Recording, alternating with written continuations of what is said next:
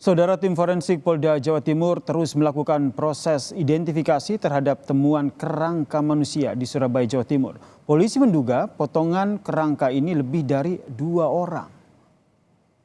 Dari penyelidikan awal ditemukan sebanyak 21 bagian kerangka manusia terdiri dari 7 bagian tulang paha, tengkorak, bagian belakang, serta tulang selangka. Tim forensik menduga potongan kerangka yang ditemukan ini milik lebih dari 2 orang karena ditemukannya 7 potongan tulang paha. Selain itu saudara, tim forensik juga memperkirakan kematian dari kerangka yang ditemukan yakni 20 tahun lalu. Memang lebih dari 2 individu karena beberapa tulang itu bisa ada 7 tulang paha, kan tidak mungkin satu orang punya 7 tulang paha. Jadi bisa jadi lebih dari 2 individu ya, 2 atau 3 individu. Kita menghitung dari jumlah tulangnya. Artinya diperkirakan tulang itu usianya sudah lama. Karena temuannya kan di bantaran sungai, jadi kondisi aliran sungai yang terus-menerus itu bisa mengikis tulang, jadi erosi itu, sehingga bisa jadi lebih di atas 20 tahun. Potongan kerangka manusia ditemukan di sekitar rumah pompa Wonorejo, Surabaya pada Rabu lalu, saudara. Tulang-tulang ini ditemukan warga yang sedang membersihkan rumput di sekitar lokasi penemuan. Polisi telah membuka hotline bagi mereka yang merasa kehilangan anggota keluarganya.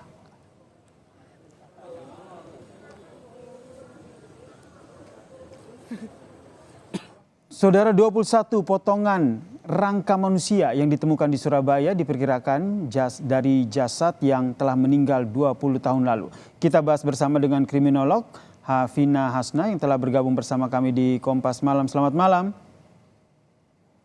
Selamat malam Mas Yasir. Mbak Hafina, ini kalau kita lihat ini awalnya ditemukan 2 kerangka, kemudian berkembang ini diduga lebih dari 2 kerangka manusia yang ditemukan. Ini bagaimana bisa memastikan hal ini? Kalau memastikan kan kita pasti masih menunggu keterangan dari kepolisian ya. Tetapi kalau banyak tentunya kita harus melihat ke belakang 20 tahun lalu itu terjadi apa. Atau yang perlu kita ketahui adalah apakah di daerah itu ada kuburan atau makam sehingga si kerangka ini berasal dari makam tersebut gitu. Atau apakah pernah terjadi banjir gitu.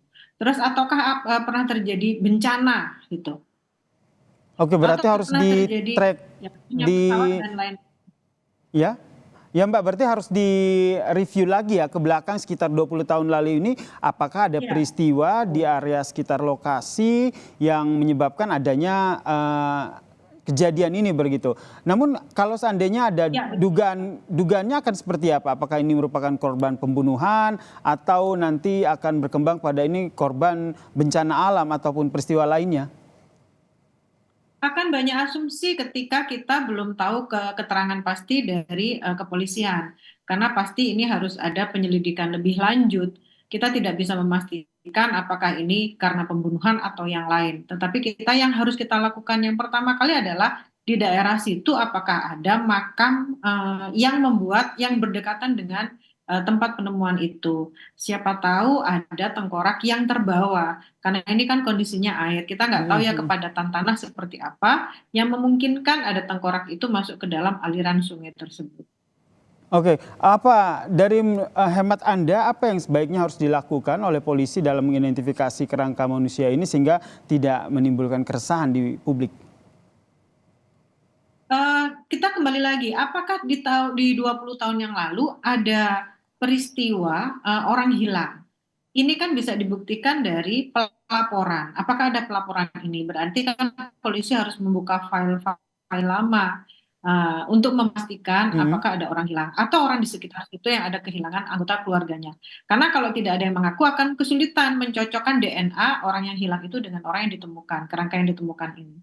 Termasuk membuka hotline ya, ini posko juga sudah dibuka untuk karena kalau membuka hotline itu kan memungkinkan semua masyarakat atau masyarakat dari manapun juga, bahkan mungkin yang di luar daerah itu, di luar Surabaya untuk menyampaikan bahwa dia pernah kehilangan. Karena kan ini kemungkinannya besar sekali ya, kita nggak tahu apakah orang di sekitar situ atau orang-orang di tempat lain. Karena orang yang kehilangan keluarga mungkin banyak, bisa jadi orang yang kerja dari luar daerah terus menuju ke Surabaya dan terjadi kecelakaan atau terjadi tawuran misalnya sampai meninggal di tempat itu atau pembunuhan atau yang lain kan kita tidak tahu. Sehingga penting untuk diketahui sebenarnya apa yang terjadi di 20 tahun yang lalu ya di lokasi kejadian ataupun di sekitar lokasi ya, karena banyak sekali kemungkinan yang bisa terjadi setelah ditemukan kerangka ini. Kalau seandainya identifikasinya nanti kemungkinan bisa dilakukan dengan tes DNA begitu?